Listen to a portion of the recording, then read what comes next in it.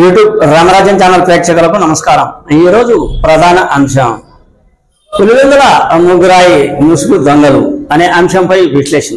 ఈ విశ్లేషణ మీరు చూసే ముందుగా మీరు నా ఛానల్ లైక్ చేయండి, షేర్ చేయండి, ఆ తర్వాత సబ్స్క్రైబ్ చేయండి। మీరు నా ఛానల్ లైక్ చేసి షేర్ చేసి సబ్స్క్రైబ్ చేయడంతో పాటు ఇదే వీడియో నలుగురికి పంపిస్తే 10 నుంచి 20 మందికి చేరేందుకు మీరే అవకాశం కల్పించినట్లు ఉంటుంది। ఇక అసలు విషయానికి వద్దాం। ధనవంతులు కావాలి అంటే ముఖ్యంగా పులివెందులలో వైఎస్ కుటుంబీకుల చర్చ। ఆ వైఎస్ కుటుంబీకులు ధనవంతులు కావడానికి ప్రధాన కారణం అప్పుడు రాజారెడ్డి చిన్న చిన్న కాంట్రాక్ట్లు బ్రిటిష్ వారి హయాంలో చేశాడు అనేది ఉండింది।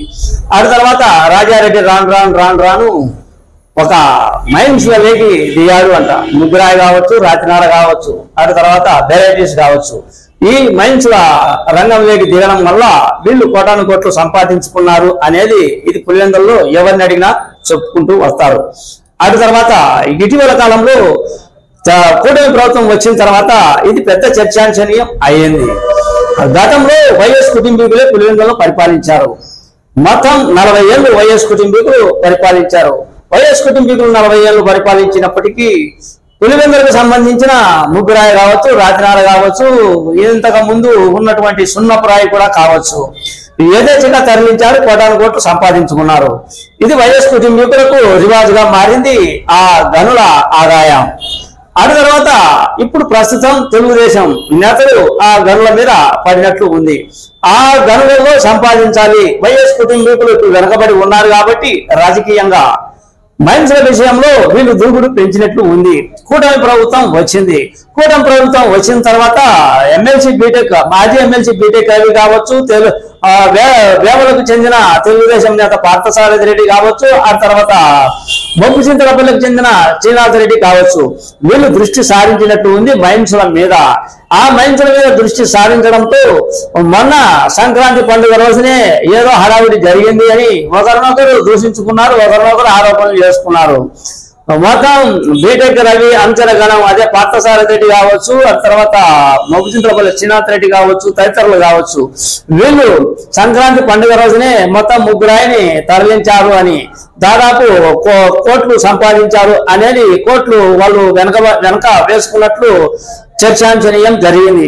ఇరువురు కూడా ఆ వేల్పల రాము కావచ్చు, అదే రామలింగారెడ్డి కావచ్చు, ఆ తర్వాత పార్థసారథి రెడ్డి కావచ్చు, ఇరువురు పోటాపోటీగా వాళ్ళు మీడియా ఎదుట ఆ ఆరోపణలు చేసుకున్నారు। ఇది పక్కన పెడితే ఇటీవల కాలంలో ముఖ్యంగా నిన్న జరిగిన ఒక పరిస్థితి ప్రకారం చూస్తే ఒక దినపత్రికలో, ఈ రోజు కూడా దినపత్రికలో వచ్చింది, ప్రముఖ దినపత్రికలో, ఆ ప్రముఖ దినపత్రికలో ఒక తెలుగుదేశం నేత సపోర్టు అంట వైకాపా నాయకునికి। ఆ వైకాపా నాయకుడు ఎవరు అంటే వెంకట్రెడ్డి। వైఎస్ వెంకట్రెడ్డి ఎవరు అంటే ప్రతాప్ రెడ్డి కుమారుడు। ఈయన ఎప్పటి నుంచో ఈయనకు అనుభవం అంటే ఈయనకు వయసు వచ్చినప్పటి నుంచి ముగ్గురాయి సంపద మీదనే, ముగ్గురాయి మీదనే ఈయన ధ్యాస, తండ్రి కొడుకుల ధ్యాస, ప్రతాప్ రెడ్డి కావచ్చు, ఆ తర్వాత వెంకటరెడ్డి కావచ్చు, వీళ్ళ ధ్యాస అంతా కూడా ముగ్గురాయి మీదనే। అసలు చిన్న వయస్సు ప్రతాప్ రెడ్డి, ఆ తర్వాత ప్రకాష్ రెడ్డి విషయానికి వస్తే రాతినార గత కొన్ని ఏళ్ల నుంచి ఆయన ఆ మైన్స్ ను కొనసాగించారు। ఈ విధంగా చిన్న వయస్సు కుటుంబీకులు రాతినార పని, ఆ తర్వాత ముగ్గురాయి ఇదే సంపాదన। ఆ తర్వాత ఇంకొక విషయం ఏంటంటే రాజారెడ్డి కూడా అప్పట్లో గనుల మీద దృష్టి సారించాడు అని, అదే వెరైటీస్ గనులు కావచ్చు, ముగ్గురాయి గనులు కావచ్చు, ఎక్కడ మన కోడుగు దగ్గర ఉన్నటువంటి మైన్స్ లో నర్సయ్య అనే వ్యక్తి లావాదేవీలు జరిపి ఆ నర్సయ్య హత్య విషయంలో పెద్ద సంచలనమైన సంఘటన అప్పట్లో జరిగింది అని, అప్పట్లో రాజారెడ్డి సంపాదించుకోవడానికి, దివంగత నేత వైఎస్ రాజశేఖర రెడ్డి సంపాదించుకోవడానికి అప్పటి కోడూరు మైన్స్ అని చెప్పుకుంటూ వస్తారు।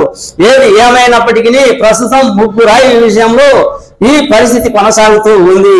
పులివెందుల నేతలు, ఆ తర్వాత పులివెందుల నేతలు ఇరువురు వైఎస్ కుటుంబీకులు అయితేనేమి, చిన్న వయస్సు కుటుంబీకులు అయితేనేమి, ఆ తర్వాత తెలుగుదేశం నేతలు అయితేనేమి, తెలుగుదేశంలో ఇప్పుడు ఈ మైన్స్ల మీద పడడానికి ప్రధాన కారణం కోటాను కోట్లు ఈజీగా సంపాదించవచ్చు అనే సంకేతం। అంటే గత 40 ఏళ్లుగా వైఎస్ కుటుంబీకులు ఎన్ని కోట్లు సంపాదించారు, ఆ కోట్లకు గండి కొట్టేందుకు ప్రస్తుతం తెలుగుదేశం నేతలు మొగ్గు చూపుతూ ఉన్నట్లు ఉంది। ప్రస్తుతం రాజకీయ స్థితిగతుల ప్రకారం చూస్తే 100 కోట్లకు ప్రతాప్ రెడ్డి కుమారుడు అయినటువంటి వెంకట్రెడ్డికి కట్టబెట్టారు అని ఆ అగ్రిమెంట్ జరిగింది అని సంక్రాంతి పండుగ రోజున ఒక దినపత్రికలో వచ్చింది కనుక పులివెందుల ఆ తర్వాత మైన్స్లు తదితర అంశాలపై ఇరువురు నేతలపై ముసుగు దొంగలు ఎవరు అనేది రాబోయే కాలంలో ముసుగు దొంగల తేటతెల్లడం ఏందనేది ఎవరు ఎక్కడ తేల్చుకుంటారు అంటే ఇది ప్రశ్నార్థకమే. ఎందుకు అంటే ఒకరు అధికార పార్టీ ఉన్నప్పుడు దోచుకోవడము, ఆ తర్వాత ఆ అధికార పార్టీ వెళ్ళిన తర్వాత ఇంకొకరు అధికార పార్టీ వచ్చిన తర్వాత వీళ్ళు దోచుకోవడము, మొత్తం దోచుకోవడం, ఎత్తిపెట్టుకోవడం, కోట్లు సంపాదించుకోవడం, దీనికి ఆసరా మైన్స్లు.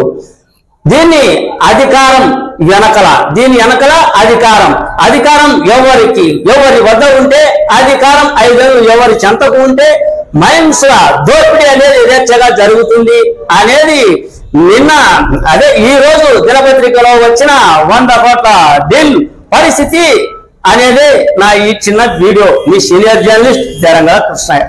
నమస్తే.